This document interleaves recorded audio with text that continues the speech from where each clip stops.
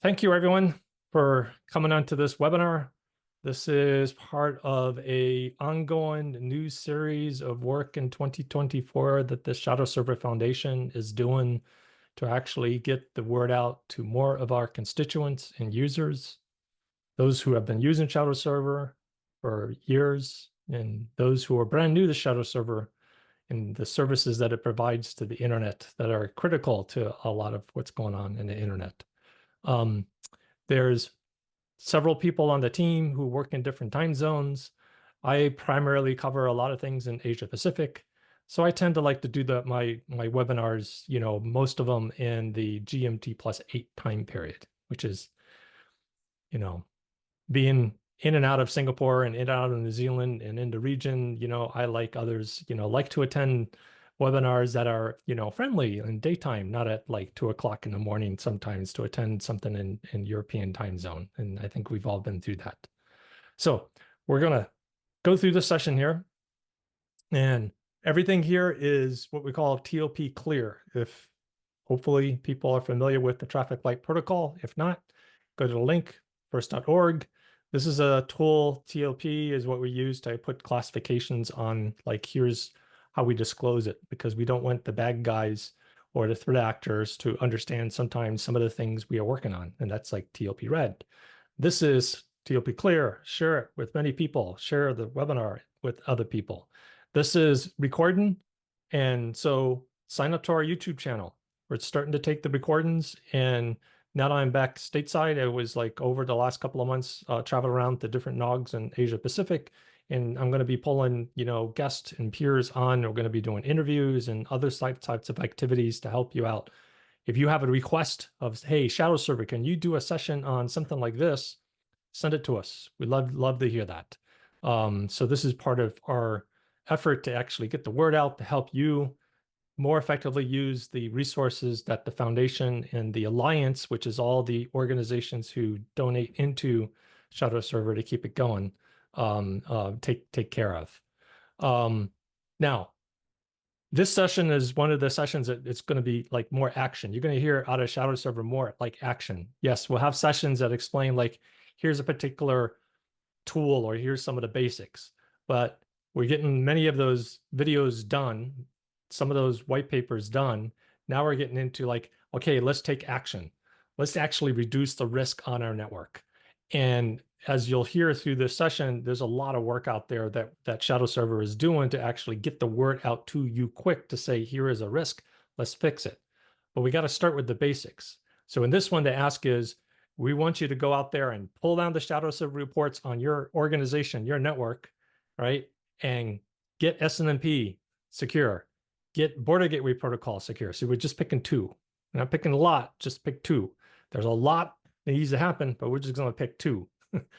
SNMP, border gateway protocol, two critical ones out there. That's the key thing, because there's a lot of SNMP risk out there. And SNMP risk is something that is used all the time. I mean, I was teaching how to use SNMP to get inside networks back in 1997. This is an old trick, and seeing so many networks that get hit with malware, ransomware, breaches, and things like that. I'll help do forensics, and I go like, why are your SNMP ports all wide open? These guys get in because you left SNMP wide open with public access on switches that are accessible to the network. Not good. And then the other one is border gateway protocol, which we'll talk about. You want to take out the internet, this is how you do it. We thought it was a solved problem of how to secure the BGP sessions, but it's not. There's a lot of risk out there. So again, those two things, SNMP, BGP, to secure it. All right. Now, quick summary for those of you who are brand new to the Shadowserver Foundation. Shadowserver Foundation is what we deliver to the world is the free public benefit services of, like, here's the daily reports. Every day they're updated, right? And these reports are delivered via email, because when you first sign up, you usually get the emails, or APIs, right? So this is kind of like what the whole foundation is all about. This is what the Alliance organizations who actually support Shadowserver is contributing to help reduce the risk to everyone on the internet, right? So if you want to sign up to the reports, it's quite easy. So as you listen to this, if you haven't signed up, you go to the shadowserver.org and you go to the top, right? and you click on subscribe to reports, right? And you start there, and then ta-da, you get to a page like this, and you fill in the blanks. Who you are, what your networks are, autonomous systems, domain names, you fill in the details, and then it will go into our overloaded queue because we're getting a lot of people asking to get access. So we're kind of overloaded and keeping up with the tickets, and get a ticket open, and then we'll start processing to make sure you are who you say you are. And then we'll start getting you with the email reports. And then if after that, API reports, right? And we're setting up the whole API logistics. Some of the mature organizations who've been using Shadowserver for years and years, like one big carrier in the United States, they've been using Shadowserver for years. And then when we were doing a review, they say, we've been using the API. We got it into our big data lake. Turn off the emails. We just use the API, right? And that's kind of like where we're going with it. So you request for the APIs. So let's talk about context. Let's talk about what's going on. I think everybody here as security professionals know that there's a lot of things that's changed in the world. But let's give a context so you understand how I think and how I view the world with the threat actors.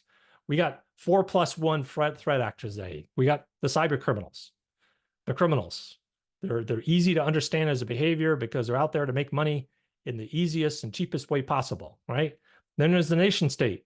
This is countries with battle forces to go out there and do their national objectives with, officers and generals and politicians who all, controlling what they do. And then they contract out to corporates, right? Michael Snowden did not work for the United States government. Michael Snowden worked for a contractor who worked for the United States government, right?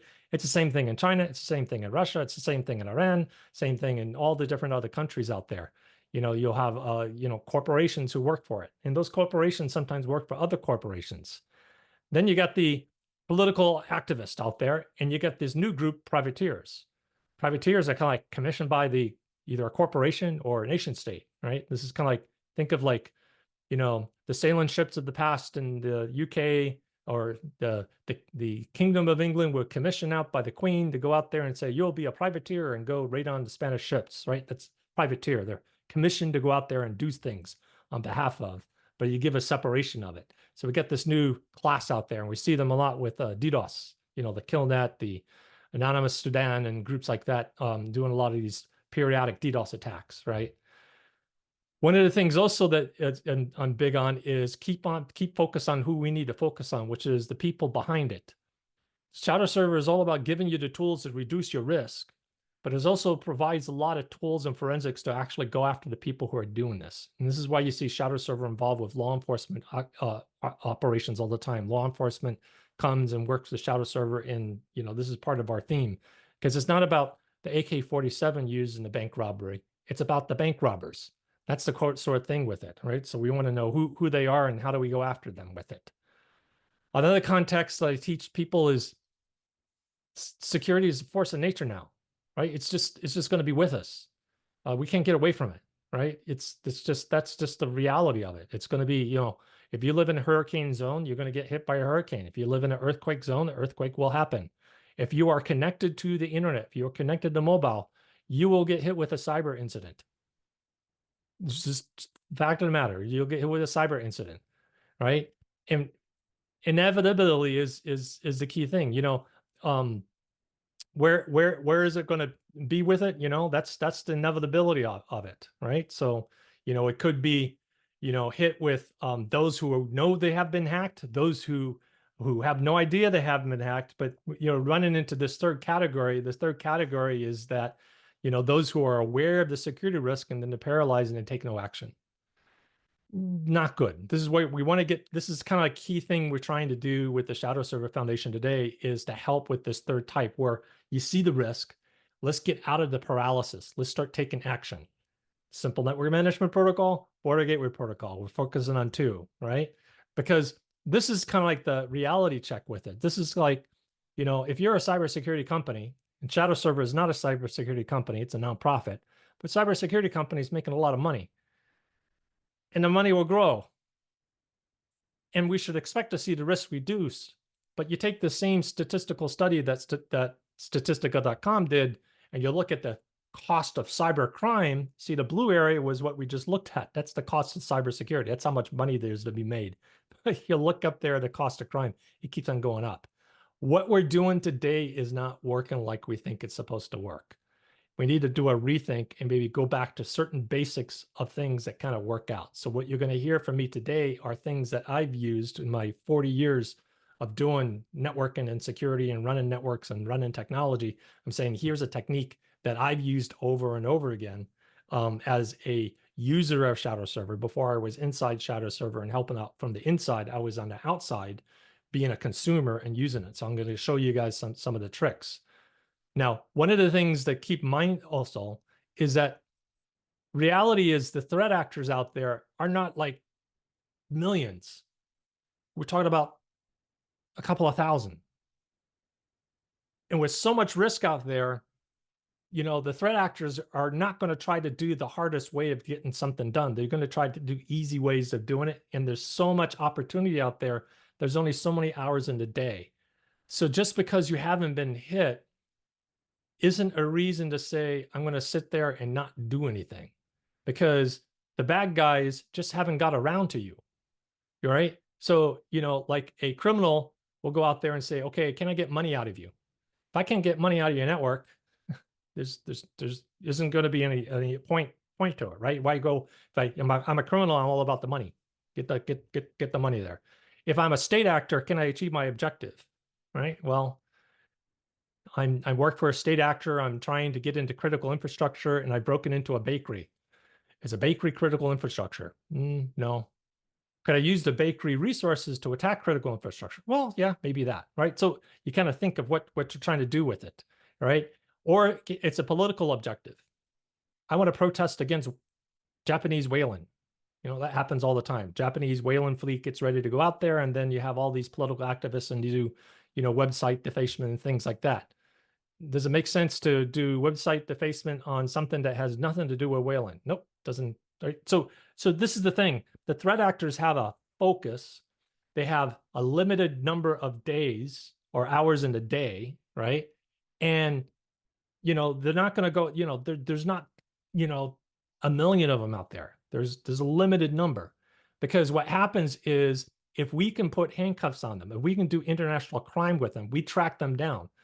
You know, so the threat actors are ended up in areas where, you know, civil society in international justice standpoint can't reach out. If you're sitting in Canada, United States, United Kingdom, and you do DDoS attacks, there's a high chance that eventually there'll be people knocking on the door and putting handcuffs on you. But if you're sitting in other countries that you can't do that, that's where you find them. And so you got this limited number. So this is one of the things that kind of think about. So this is a rethink, right? This rethink the context of it, right? So this is why Shadowserver, you know, I kind of say Shadowservers come out of shadows, just to remind people what Shadowserver is all about with the mission. And the mission is simple. The mission is to make the internet more secure by bringing light to the vulnerabilities and malicious activity and emergent threats. In other words, getting information to you as easy as possible, right? So that's kind of like Shadowserver's mission. So it's all about promoting a culture of sharing, like what we're doing right now with this webinar, and equipping you with tools, right? So you'll see us at conferences and things like that. You see us doing different workshops, right? We see us supporting criminal investigations and security trust groups, you know, help protect the victims, right? And the reporting, you'll see, because I'm going to be referring to reporting, there's all sorts of different reporting, and we're improving that. And then as organizations contribute to the Shadowserver Alliance and join the Shadowserver Alliance, become part of the insider companies helping to promote this culture, this mission, then more things happen, right? So it's as a nonprofit. So the vision of Shadowserver, it's always from the beginning. This is 20 years. This is not like a new thing. This is 20 years. It's driven by a secure, threat-free internet. So the success metric is the threats disappear. That's our success metric. That's what we're after. We're trying to get it where, you know, run into this, because this is the benefit for all, right? And then as security professionals, and there's a lot of experience in the Shadowserver crew, we know there's always going to be obstacles, right? But you know, we're passionate about getting the right thing done for the right reasons. So we strive in that end to conduct these leading edge research, the innovation that, there's a lot of different work that we do to get the stuff done. Now, what threats do we work on? Well, you name it. You name all the different, the tool set out there is vast. And I'm not going to cover a lot of the tools that's out there. I'm going to point out just a several of them that you can see just on our dashboard. All right. So if you go to dashboard.shadowserver.org, you get this page. This is public, right? Yes, some people who say, hey, can I grab this data for the APIs for this? Yes, we're getting the APIs. So it'll make it easy for anything you see here, you can grab the APIs. This is part of like, if you want to promote this even faster, join the Shadowserver Alliance, and because this is kind of like we're funding coders in a nonprofit environment. Now, what does all this mean? You see off the side here, sinkholes, scans, honeypots, DDoS. This is kind of like generic reports, right? Now, what does a sinkhole mean? So a sinkhole is where an operation has taken on to go against botnet or malware. So you take like a security trust group. They were tracking down a piece of malware and they found the command and control. Then they come to Shadowserver, or Shadowserver is part of the team, say, okay, we're going to take that command and control and we're going to put it into a sinkhole. We're going to grab the IP addresses. We're going to grab the domain names. Now, what that does is now you got this telemetry that shows you devices inside your network that are infected, that have bypassed antivirus, bypassed your security mechanisms. This has saved my butt, to be very blunt, in networks that I've run in the past over and over and over again. This is super powerful, right? Coming in the morning, here's my Shadowserver update report. I look at it, I go like, holy cow, I got computers that got infected and bypass all the security mechanisms you can do, right? And I'm an experienced security professional. I'm a security resiliency architect that's done things on massive amounts of scale and networks, and I always expect it to get hit. The bad guys are going to find a way in, right? It's just, that's the nature of where we're at. So this sort of tool in this report, the sinkholes, powerful, right? Then you got the scans, V4, V6. Yes, V6. So you put your V4 and V6 addresses in there, and all of them are scanned. And you get this report of the scan. And it's not just like, hey, is this port open? No, it goes into details of the report. So each one of them we'll find more because we break them down for network security sort of aspects of it. That's the scanning part. Then you got honeypots. So the honeypots is, and a lot of times the scans and the honeypots go together. We'll get a researcher say, hey, here's a new vulnerability. We're going to announce it in 3 days over at this conference. Can you run the scan? And we'll look at it and say, oh, we can also put a trigger. When does it go active exploit, right? Because as soon as the vulnerability is announced at the conference, there's a ticker. How fast will it go before active exploit? And we drop it into the honeypot. Then we have other monitoring sort of stuff to watch it. So we get this massive honeypot system out there, and it also shows where the knocking is coming from in the honeypot. So we can say, hey, to you in your report, here are devices inside your network that are being used and hitting honeypots. They're probably infected because the bad guys are using them to attack other things, right? Then DDoS. We know all the DDoS locations. We know the bots for direct path DDoS. We know all the reflectors out there. Those get reported to you. Here's every device in your network that's being used as a DDoS reflector. Here's every device in your network that's being used as a DDoS bot. That's in your report. Do you want that to be on your network? How much does it cost you? The time to fill out the application to get the subscription and to have the data. That's it. Remember, Shadowserver's delivery to you is these are these free public benefit reports so you can take action. All right. So that's that part. Then you have OT, operational technology and industrial control systems. We're monitoring those. This is something we're going to accelerate. This was work that was funded by the European Union originally, and this is work that we're going to accelerate because this is critical infrastructure. This is power plants. This is water. This is, electrical systems. This is, traffic light systems in cyber cities, right? That's what this is about, right? So this is another wave of it, right? And then you got the next wave of it, which is all the compromised websites, Microsoft Exchange, web vulnerabilities, all the different, remote access, all that stuff has popped up on it. So you can see what we're doing with it. So all this infrastructure, right, is all combined together into these reports sent over to you. And it's not stopping with these. The Shadowserver Alliance works with Shadowserver to say, hey, here's some new tools, here's new capabilities. So this is where the Alliance, interaction comes into it, because you say, like, this is really good infrastructure, and it's getting out to all these organizations to help them be a more secure network. Hey, here's another idea. Here's another idea. And this is the Shadowserver Alliance, funds these new nonprofit projects. Where's this turn into? So we got some buddies. Vulncheck. Vulncheck is a new company that's really focusing on, hey, let's get the known exploit vulnerabilities fixed as fast as possible, right? It's like speed to get fixed before the bad guys exploit it.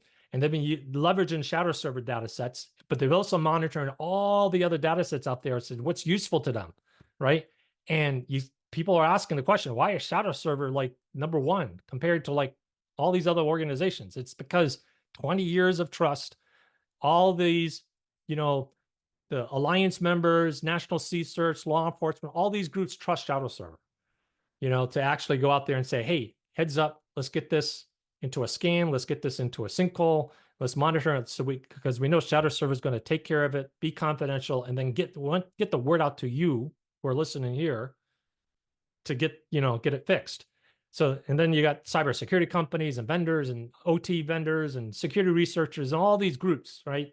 So 20 years of trust with a very transparent, confidential system or a transparent system to actually work to get, like, here's the new scan, here's the new sinkhole, here's the new honeynet, to monitor it, and knowing that the report is going to get out to the hands of people who need to take action to reduce their risk of attacks, exposures, breaches, ransomware, all that, reduce that risk. Now, this session is focusing on the backbone, the networks. And we're not going to get into like tons of sort of stuff, because we got other workshop materials that we'll point to, and some of the follow-up that I'll send out. Here's some other workshop links that we do, like an Apricot in Asia Pacific, like, since this is a Pacific time zone, or Nanogs or RIPE that we do out there. But the key thing is there are network alerts to say the bad guys have been going out there, going after, using network gear, using routers and switches to break into networks, right? And this is old school. This has been out there, and you get, like, someone like myself, I get surprised when I look at a network and they got hit with a ransomware breach or a data exfiltration, extortion, and I'll get called in to help out as a consultant, and I'll look at it and, okay, let's get you on Shadowserver. I'll look at the Shadowserver and I see all the basics. Got Telnet open. What's this TFTP on the network? Why you got TFTP on your network? Why is the bad guy able to see TFTP? Why is the bad guy able to see SNMP? Oh, look at this. You're doing public, right? So Russia, state actors, they know that. They use it. It's easy. Back in '97, I did a workshop series called, the side door. Here's how you get into side door. I called the network access, telnets, SNMP, things like that. That was a side door into your network versus the front door, or versus the back door, right? This is the side door, right? So the threat actor is going after. It's interesting to see all the threats out there. Now, the advantage of the Shadowserver reports is scanning all those network devices. So if it shows up in a Shadowserver report, it's easy to go out there and get fixed. And this has been like one of my key tools, because one of the problems you run into if you're running a network is that you don't have a lot of times control over, what gets added to the network. Somebody in a different department plugs something in and fires something up, right? And all of a sudden you find, over time, what you had as a security policy has degraded. And what the Shadowserver report does, again, public benefit, delivered to you for free, is here's what the bad guys can see on your network. And all of a sudden you can come in one morning, you say, like, okay, I have no SNMP exposed to my network. And you come in one morning, you say you have 2 devices. Okay, where do these two devices come from? Let me go track them down. You're tracking them right now. You go over to the department and say, okay, what'd you do? Oh, we needed a router and a switch for this new, installation for this demo this vendor's going to do. Okay, good. Let's secure it. Let's get it cleaned up. And then the Shadowserver report will show the audit with it, right? So that's the advantage of this reporting out there, because you get each one of these reports, accessible telnet, device identification. And the device identification is cool because it goes through there and says, this IP address is this particular device. Here's how many Cisco's, Mikotex, different HP routers, this router, Huawei routers, ZTE routers, right? You get these linked down of like an inventory. So if you're looking for an inventory tool, start with Shadowserver. You say, start with, get the API, plug it in, and then there's my inventory tool, and say, okay, then you go out to any commercial inventory tools and say, hey, can you do better than Shadowserver? They probably can, because they'll have better GUIs and things like that with it. Now, the reports, when I go and do a network security, right? These are my top reports I look at, right? Simple Network Management Protocol, SSH, Telnet, the devices of identification, and then now the two new ones from last year is BGP, which I'll talk about, right? So these are kind of like the top ones. And it's also a health check.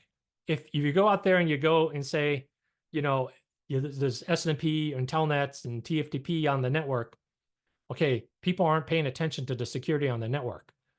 There's probably easier ways of doing it. And threat actors, especially the state level threat actors, they know this. They go out there and say, oh, look at this. Telnet TFTP. Got it. They're not watching their network. That's the back door. I'm going to go in that way. That's how I'm going to get in there. Right. So that's the interesting thing with it. Right. And there are tools that get into switches and routers, tools that actually go on there and take control. Right. So, this is, if there are tools out there and use that in there, and you're inside of a router, you're inside of a switch, you have control over that. You say like, okay, let's see, I got access to the router now. Let's set up a tunnel. I can tunnel through there. And now I got my backdoor into the network. And you're sitting there during a ransomware and you're going like, how are these guys maintaining and access into the network? Maybe it's the routers. Maybe it's the switches. You check them out. All right. So, and the easy targets, because vendors, and I've worked for, two, big router vendors in the past, and there's always a push-pull between, on the security side, let's make it where when you plug a device into the network, it's as secure as possible, right? And then the other side is saying like, no, we want it to make it where it can self-configure and plug into the network and be now AI intelligent and all that sort of stuff with it. But when you do that, it's never going to be perfect, and there's always going to be holes, and that's usually what happens with the exposure. So this is where the Shadowserver side of it is a check and balance to this, because you go in there and say, okay, here's a network device, and it's like auto deploy. Okay, did the auto deploy in the AI configuration do everything I think is going to do? Okay, here's the Shadowserver scanning. Nope, it's missing some things. All right, let's go fix it. All right, and catch it that way. All right. So typically think through this. This is like old from 97. This was a roadmap of the bit updated of how you would break into a network. First thing you do is go out there and scan the network. And this, when I wrote this up, this was before Shadowserver was created. So this is like, 25 years ago, right? Go out there and do it. Inventory, what's going on with the network. Says, okay, hey, I got SNMP open. I got these ports open. I got, hey, I got Cisco Smart Install and so open. Oh, that's pretty good. I got SNMI ports out there. All right. Then I go out there and start figuring out how I'm going to go after things. Oh, look at this. I got a Telnet. I got a TFTP on the same device. Ooh, that's pretty cool. That means I can, start thinking through, use some of my toolkits here to use that as the side door to get into the network. All right. Then I start exploit. I get into it. I get into the router, do it when I know people are asleep, and then this is where the credentials, there's an advisory where, that you're not using up-to-date, encryption of the passwords. And so now I got, I use these and I can do some little brute force and then find the passwords to the system. And then I do install. my tool sets. Like here's an example, the smart installation exploitation tool seat is like an example. There's a bunch of different tools out there that people have used to actually do the installation into devices and gears, whether it's Cisco and then Mikutech. I mean, Mikutech is they give you tutorials on how to actually install VMs in the device, and the bad guys use them all the time, right? It's like the number one most popular router device out there to use to actually build a lot of malware and botnet systems, right? And you set up your command and control. Oh, I set up my own GRE tunnel and things like that, and then use that and say, okay, here's my exfiltration. Now I take a whole bunch of data and exfiltrate it, and I do my extortion, that sort of thing with it. So this is old school sort of work, right? And that's why it's like the basics. You go into any network and say, first thing, there's these basics of how the network device is being secure, and are you checking it periodically? Are you keep on checking? I shouldn't see once I got it secure, I shouldn't see SNMP pop up. I shouldn't see Telnet pop up. I shouldn't see BGP pop up. If they do, okay, something happened. Don't panic. Go out there. The report tells you exactly where it was at. If it comes to a NAT or a carrier grade NAT, the details of the timestamps are all there. So you can look at the carrier grade NAT logs and say, here's exactly the match. This is where the device is in the network. Let me go fix it. Right. So you got the fix part of it. And it doesn't stop. And it's funny when, all of a sudden we got this big alert. People's Republic of China living off the land. Right. And I looked at this, I go like, yeah, they've been doing this for a long, long time. They've been doing it for a long, long time, but the alert is out there and everybody should be paying attention because they're not going to stop. Again, state actors and cyber criminals, they have a core principle. Principle number one, don't get caught. Principle number two, don't work too hard. For a cyber criminal, principle number three, don't do anything unless you can make money, right? So they're going to take the easiest path. If they go out there and scan the network, right? So they go out there, scan the network, and they say, oh, here's an easy path in the network. I'll go to the network here because look at that. They got Telnet with an easily guessed password. They got SNMP, so I can go out there and get inside the network and do a zone walk. That's easy. That's cool. I'll have a cup of coffee while the tool works, and then I'm in. That was an easy job. They'll take the easy path. They don't need to do complicated. I'll go to conferences and people will be making speeches and say there are sophisticated attackers getting into networks to do ransomware. I'm going like, no. Ransomware threat actors are taking the easiest path, and that's the problem. We're not securing the easy paths, right? So this is why we need to rethink our cybersecurity to actually really focus on the easy path. And it's not hard. The thing is, these are best common practices of like, you don't need to buy expensive scanning service. This is like, Shadowserver is right there as a free service. Since Shadowserver was created 20 years ago, every network I was at was using Shadowserver. Why? Because it didn't cost me anything, right? And it worked, and it showed me the stuff, and I can interact with the team. So this is me being, as a consumer of Shadowserver's of deliverables, I would be able to say, hey, can you scan like this? And they would respond, right? Now that's part of the Shadowserver Alliance. So that's part of being the Shadowserver Alliance is to have that feedback. So let's take an example, 2012. I go out to Indonesia. I go into a cell phone company to turn a cell phone company around in a broadband company. So I got a broadband and a cell phone company. And, my KPI was basically help turn the company around. Let's go make money. That was the boss says, let's go make money. I said, but we got bad guys all over the network. We got to get them off the network. Well, make me money first, right? This is Indonesia. It's Asia. Make me money first. So I go, what I got to do? It's going to interfere. The bad guys may get in the way. So I got to go out there. So what I'm going to do is I'm going to get 2 college kids, right? Graduated just out of college, have them come over to me. I'm going to turn them into security people. What I'm going to have them do, I'm going to pick one Shadowserver report a week. We're going to go out there. I'm going to teach them how to fix it. And we're going to create processes and have everything documented and hunt them down, right? And step by step, We were finding nation state threat actors from, you name the country out there, we'd find them all. I mean, China, Russia, Iran, United States, UK, we're finding them all, right?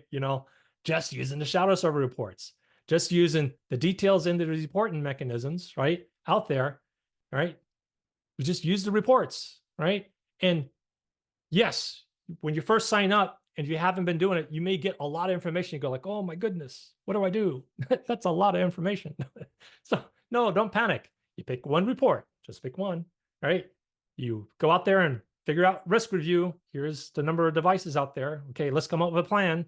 Let's go out there and, configure, because it may sometimes some of them, because they're networks, right? We had to get like, here's the time period to actually get the fix done in, 1 o'clock in the morning, and write up a little procedure. And here's the procedure to deploy it and to test it. And then if something didn't work right, here's how to back out, right? So it's a critical infrastructure, right? So we went out there and say, let's go out there and mitigate the risk. So sometimes it took longer than we thought. That was okay, because we just focused and we documented a preventive policy to make sure it didn't happen again. A lot of times it was with the vendor or the deployment team to say, okay, configure it in this way, right? And then we have the Shadowserver report to keep an eye out if it popped back up again, right?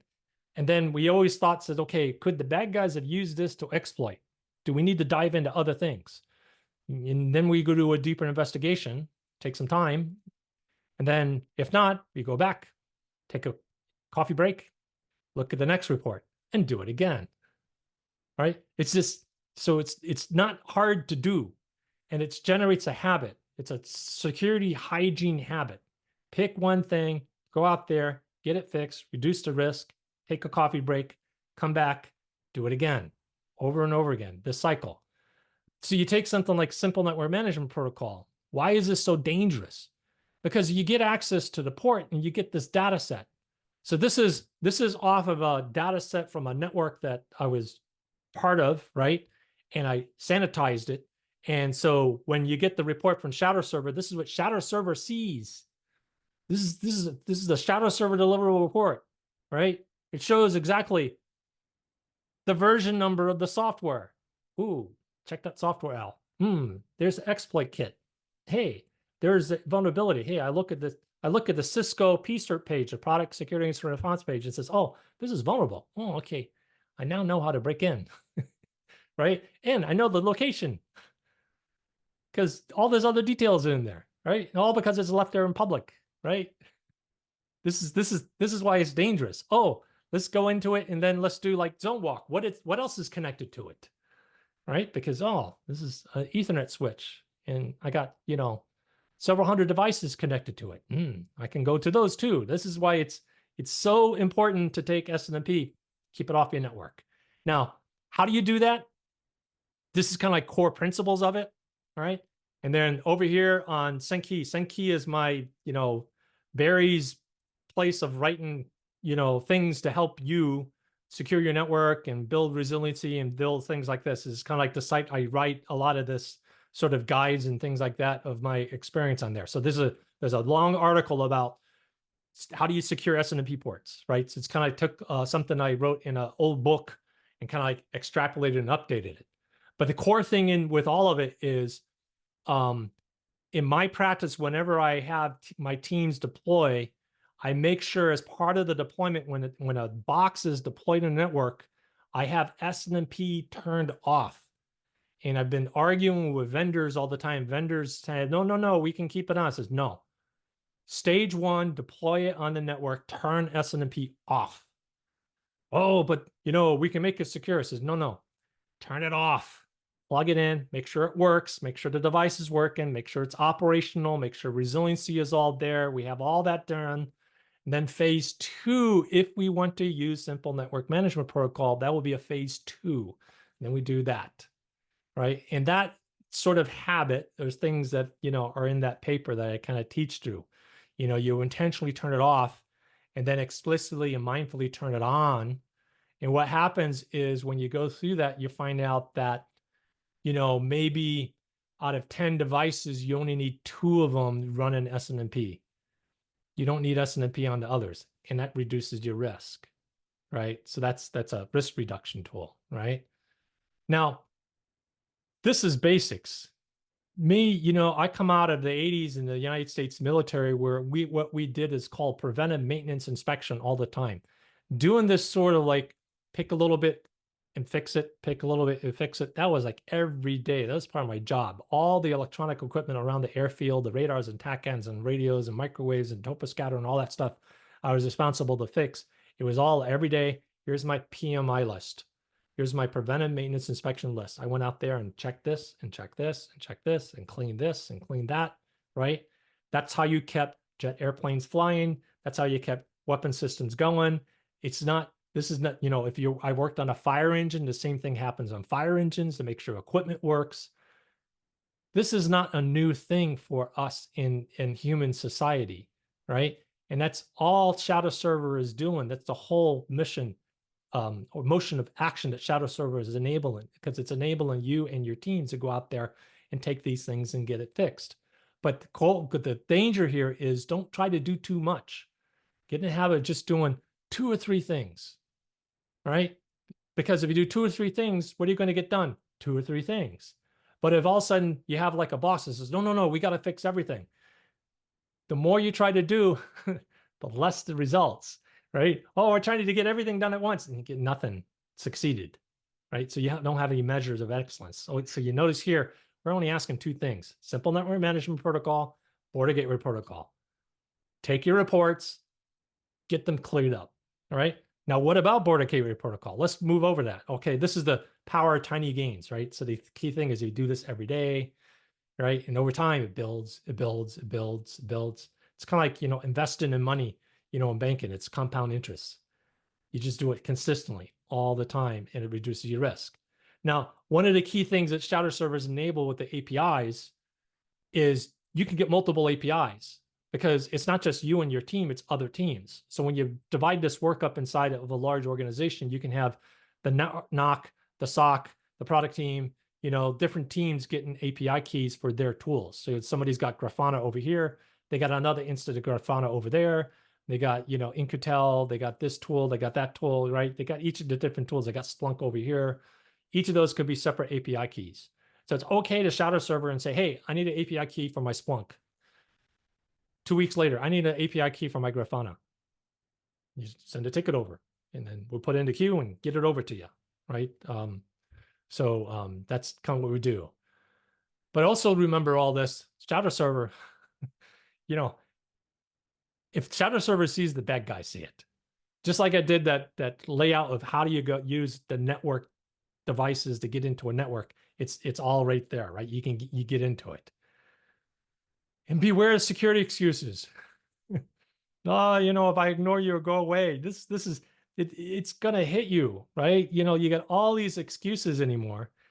And the beauty of a tool like what the Shadow server provides you is like, okay, doesn't cost, right? Like the scenario I had, you know, in Indonesia, 2 kids right out of college. Within 6 months, they were security cats. They were teaching me things. They were super sharp. It was fantastic. And then I said, we need to promote them. Oh, no, they're brand new college graduates. Okay. What happened? Within a year, they're off, left the company, right? Okay, had to get 2 new college kids in, right? And it worked again with the same sort of methodology with it, right? So there's not really excuses out there. Now let's talk about the number 1 risk to all the internet, mobile, and telecom today. The number 1 risk. Yes, there is a risk. Border Gateway Protocol glues everything together. Mobile and telecom and internet are all in one same. All right. You know, if you're watching this on your mobile phone, it's going through a gateway system interconnected with everything. Cloud, it's all one big mesh, right?